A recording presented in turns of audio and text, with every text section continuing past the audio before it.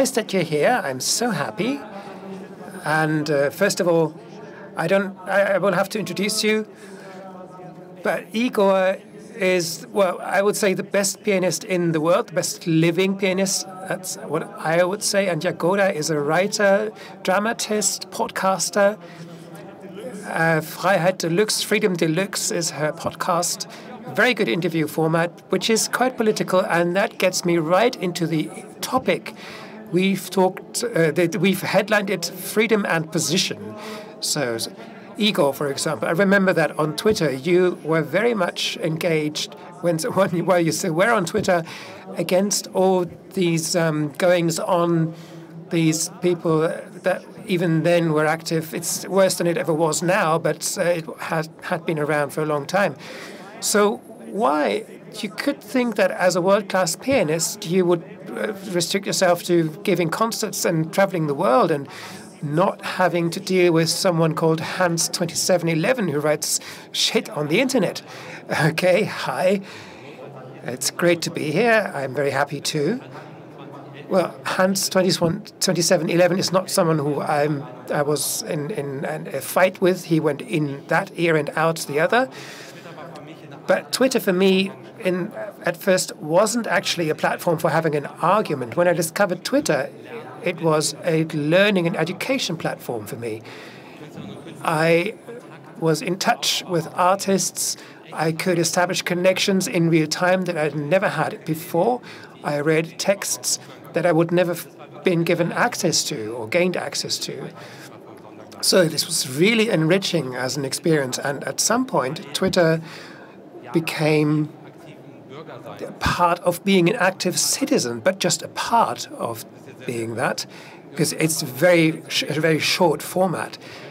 And then Twitter became, which was very, very nice, became the platform for home concerts. And it didn't get any more beautiful after that, which is to put it very diplomatically. So after 11 years, I finally decided that's it, and I left. Jagoda, you still are on Twitter, and how do you experience Twitter now compared to how it was? I share Igor's history. I started quite young as a researcher for the Taz newspaper, I think. And this was very much about informal learning, which I wrote about in one of my early articles.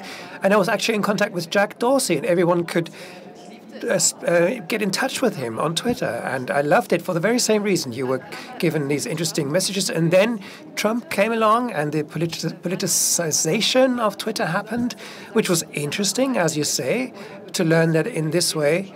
I was talking about a tweet by Olaf Scholz, which was seen millions of times, which was interesting in the sense of democratization, what was possible. And that's, I think, why I'm still there, because I have this podcast, and it's a very easy way to get access to people.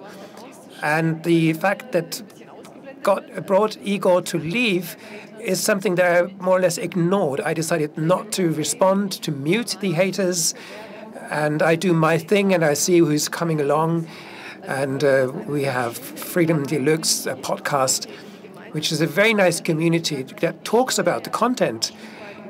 And I have a certain amount of control there. I cannot control the hate, but I can put Twitter away for 5 days, and it does gladly calm down. And it's still a great tool to say, I've got something here, take a look. And it's a bit of a discourse tool as well, quicker than a newspaper column. I can get responses, I can put it into audio, and I can get in tune with people's positions. Well, I have to say that I am a heavy user too, have been for many years, and what you describe is something that I've loved too, the exchange, the community feel. But meanwhile, I think I wrote a tweet yesterday about Friedrich Merz, the head of the CDU, the large German Conservative Party, and immediately I had thousands of Merz fans and even fans of the right extremist AfD who were responding. And I simply deleted the tweet in the end because I thought it's just too much to stand for me. And it's so incredible how loud this has become, and it's such a stressful medium. Jagoda. Well, maybe I'll take the whole thing away from Twitter now and talk about what I normally do, because Twitter is just one instrument, and you work a lot, you read, you try to get more people involved via Twitter, people that maybe don't buy a newspaper, maybe listen to a podcast, and I'm interested in the content. And I, as an opinion journalist, I don't have to be neutral. I have to have an opinion that I can found on facts and that I can use to get into an argument in a positive way. And Twitter is just one instrument for that of many. It's about positions of freedom. And I actually use my columns to position myself. And I would say I want to take a stand, take a position, because opinion journalism isn't just the report about a moment. I started as an author, although my first article in the Frankfurter Rundschau paper was an article about Roland Koch, the then Prime Minister of the state of Hesse, which is where Frankfurt is in. And he was collecting signatures against immigrants. And as I wrote, well, he is actually working against me. What does he have against me? And there was a lot of response to that, too, in letters to the editor. And I write columns in particular to take a stand. I regard myself as a columnist. And I think it's important that we have a journalism that reports, that relays factual stories, but to be able to add an opinion too, to add a story into a discourse and say we have to talk about the story and exchange opinions about it and actually look after a certain culture of debate that way. The newspaper comment is a high art of exchange, and I love this way of positioning myself because it shows me that I am in a democracy, that I can use the right to free speech, that I can get into an exchange with everyone. And there are moments when, for example, Olaf Scholz was in a bad mood about the things that happened. He was talking about the turning of the tide, and I thought, okay, I'll write an article in the New York Times about this. It took me a long time to work out, but I wanted to ask Olaf Scholz, what does that mean, the turning of the tide? What is it? How do we respond if people are dying? What are our values? I want this discourse, and I find it's indispensable if you have this erosion of values everywhere. Igor, Twitter aside, it's just a fragment, but you are a kind of artist that exposes himself with regard of your own convictions and your view of the world. And I've said that many of your colleagues don't have such a strong connection or don't feel that urge, but I think one can feel that you really have this almost physical need to let the world share in your thoughts and make it accessible. And where does that come from? And how does that fit your artist personality?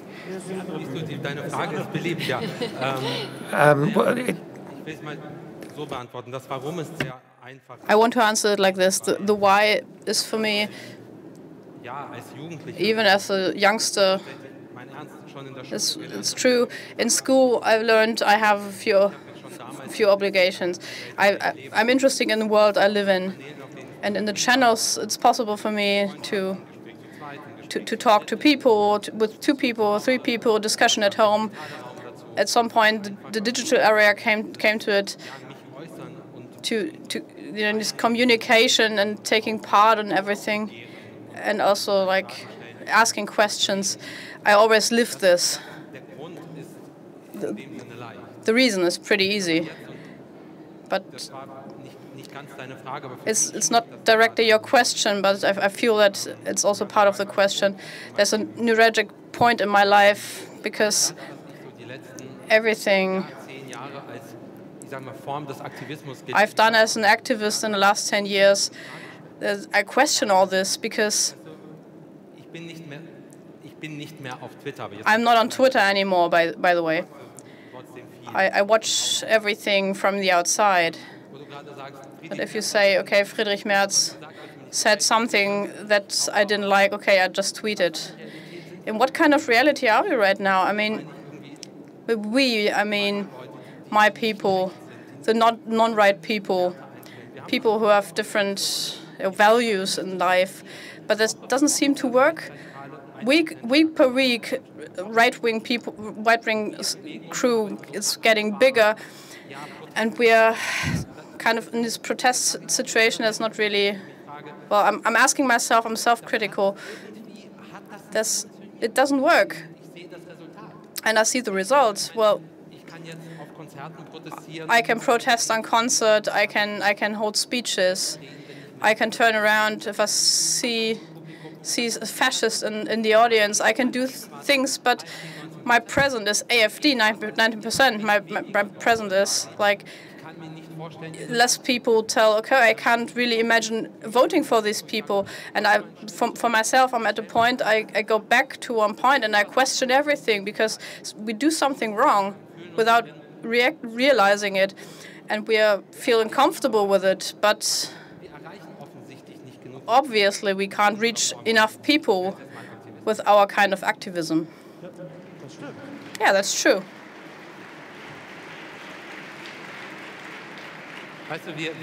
Well, the left is eating its own people. The left is eating its own people. For one, it's kind of obvious, but it's also true. In these things. Well, I get the feeling, okay, people, do you actually realize that you fight against each other and all the others are getting stronger and stronger every week and it's getting closer and closer and closer? And I don't have a solution for this.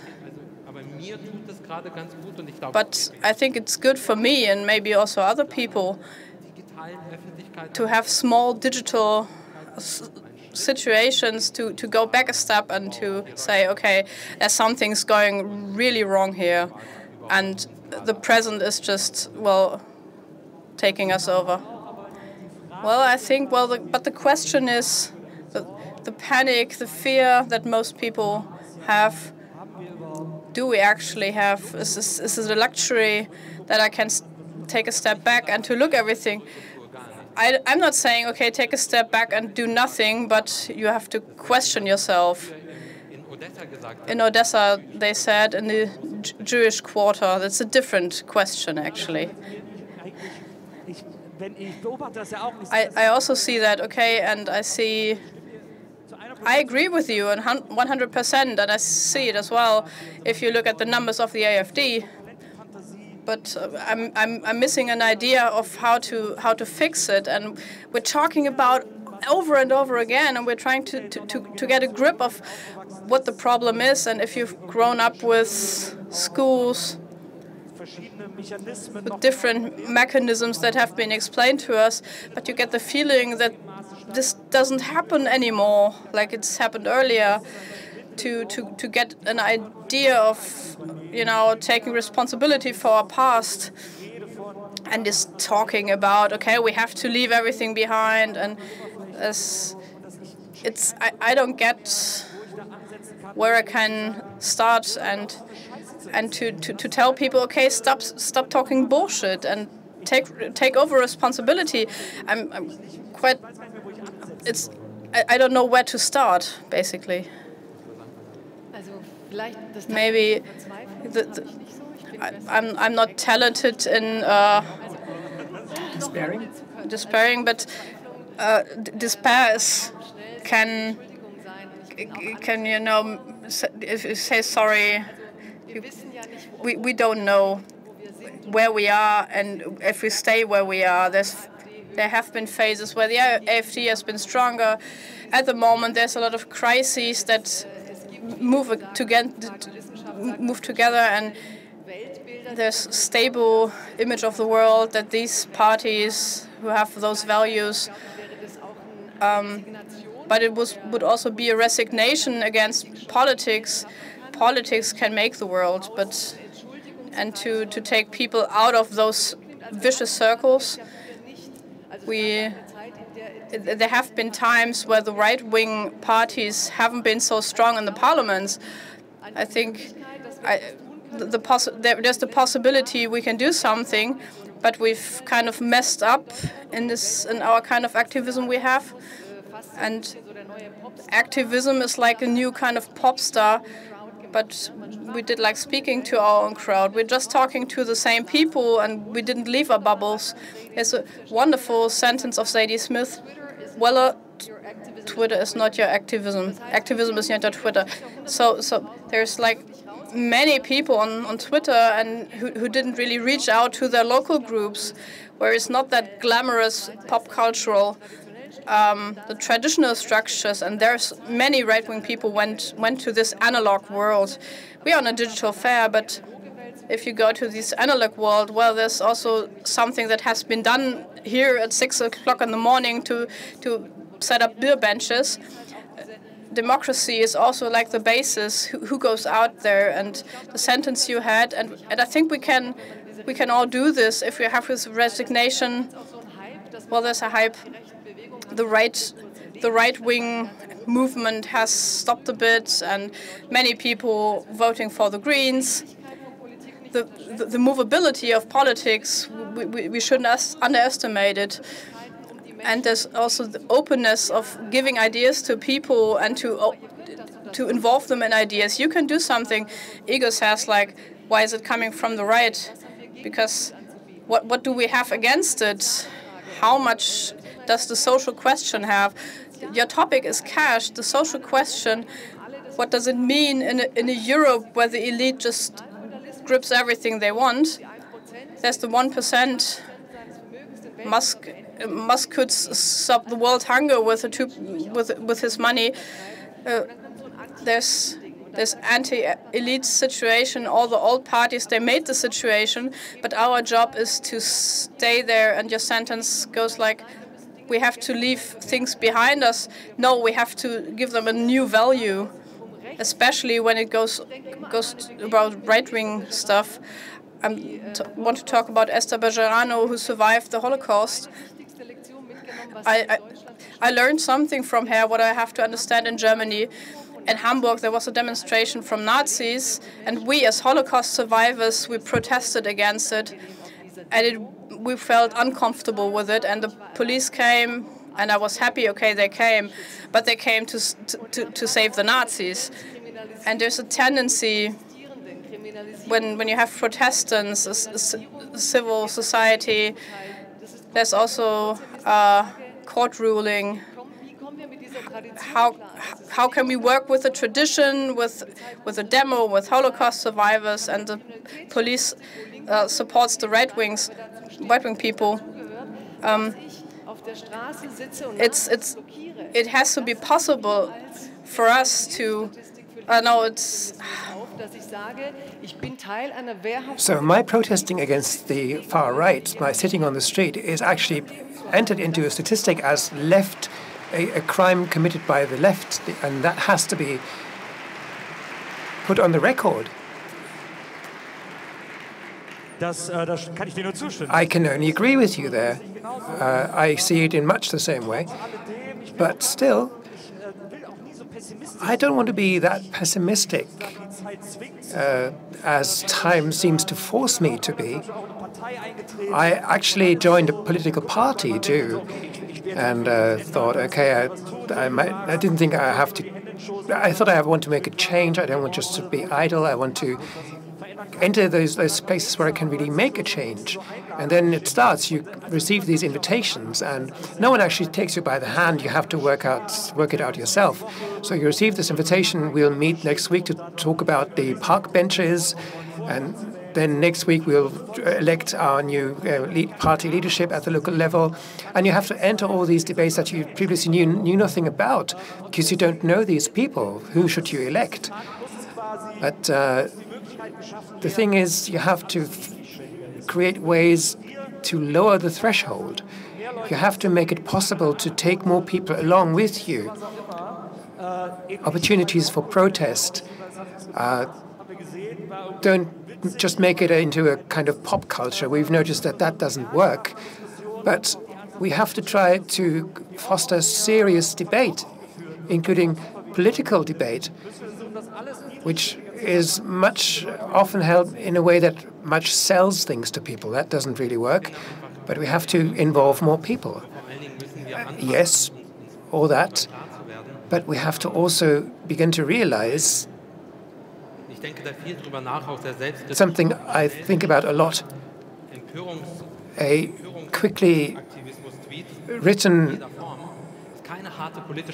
political activism tweet of disgust, that is not a serious political engagement. I remember very well in 2017 when these fascists entered the German parliament, the right-wing extremist AfD, and we were standing outside at the Alexanderplatz and shouted, "We are the 87%. That's the percentage that didn't vote for that party. By now it's 81%, maybe it's going to be even less. But what I'm waiting for is everyone is just being worried and waiting and looking towards the states in Eastern Germany where these parties are becoming very strong, almost the strongest party in certain regional elections. What I'm waiting for is images where many people are taking to the streets and demonstrating against someone trying to become a prime minister of a German state. Where are these people?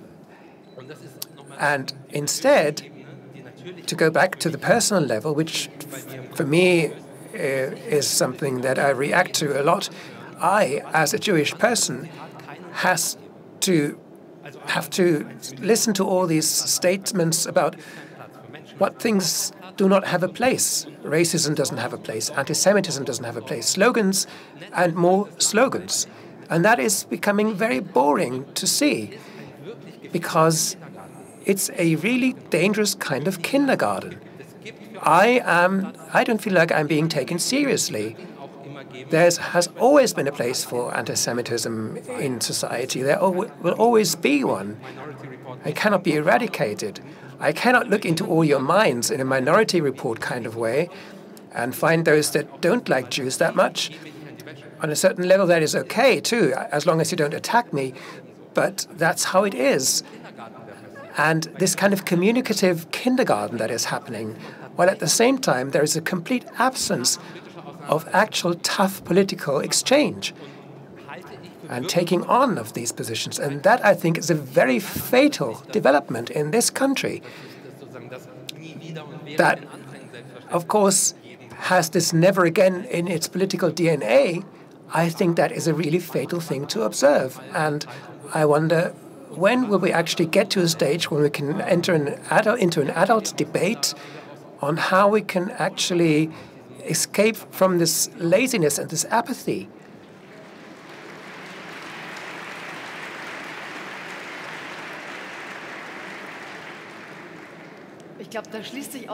And I think this is where a certain circle closes, because you asked in the beginning, what did we do wrong? And also, where are the actual tough political debates beyond these slogans? And these slogans are never true.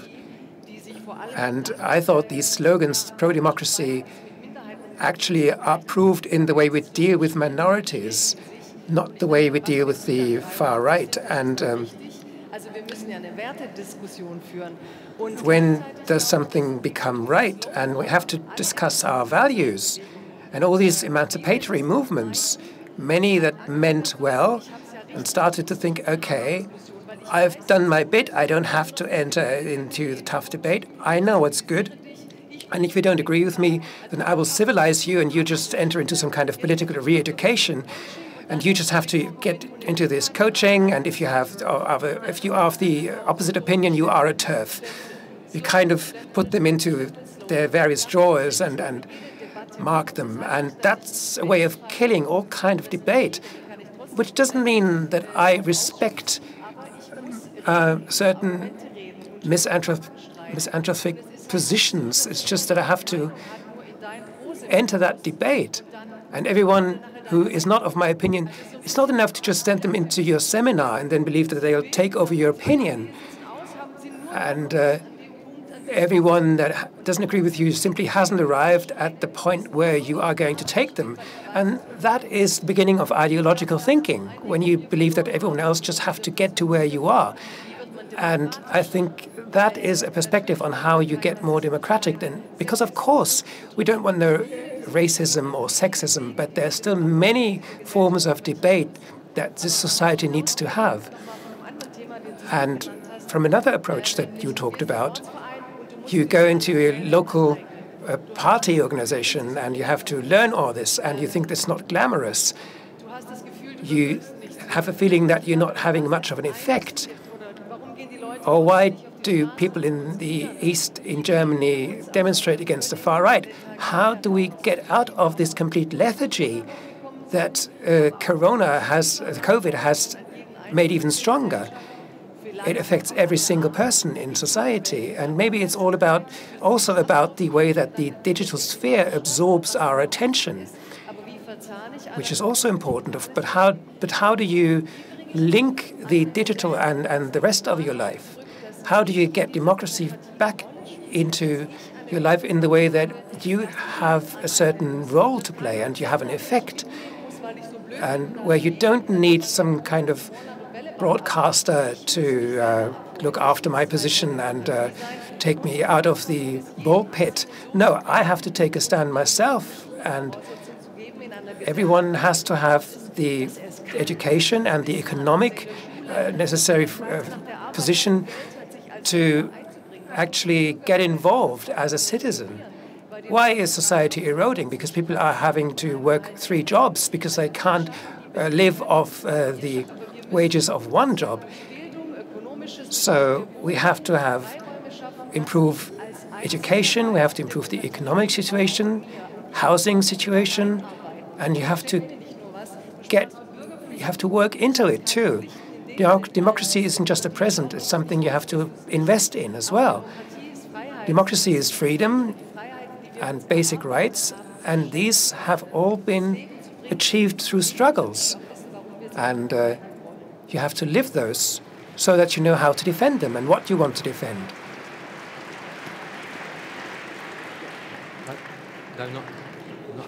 Okay, just one more sentence I would like to add, just to make one thing clear. I am not waiting for East Germans taking to the streets in East Germany because fascists are about to become the strongest political party in a certain election. I am waiting for Germans as a whole taking to the streets because fascists are on the rise and are going to be close to becoming the strongest party in certain parliaments. Again, in this country, you often get asked questions of identity. How do you identify? Are you this or are you that? And I have agreed with myself to say that I am a Jew in Germany with everything that entails. And in this country, where I find these monuments to Jews that have been deported all over the streets, to imagine that this country isn't turned on its head because fascists are getting stronger by the week. And why doesn't the country simply get into an uproar because this is happening? And why does it instead just destroy itself between groups that shouldn't actually be enemies? Or maybe people just watch and tolerate these developments bit by bit. That is what I really mean with hard political exchange. And all the other levels, and that's something I'll come back to with this blue bird, on every other level, I thought that is not an exchange, that's not a debate. This is not a discourse. I'm not going to learn anything here. And this is not about entering into a dialogue and trying to convince the other side, perhaps, which should be the underlying motive, I guess. But that is just gone. That door is closed. And see what that has led to.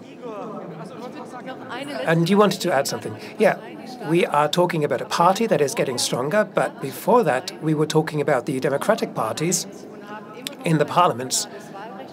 And we still don't have the right to votes for some migrants in local elections. And that is a problem in participatory politics. We've never really called for people to be able to become German citizens and then fully take part and form movements. We have so many people without a German passport and without the right to vote, more than we've ever had.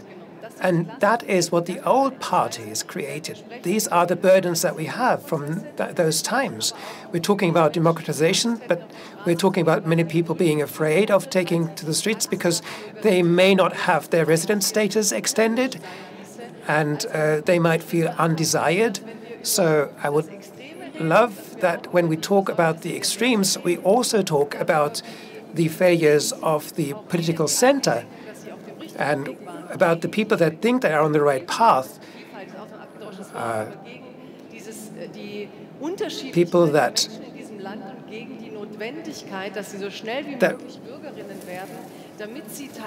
people that want to support people from diverse backgrounds, and I don't like the word diversity, to be able to become part of society, to ensure that they cannot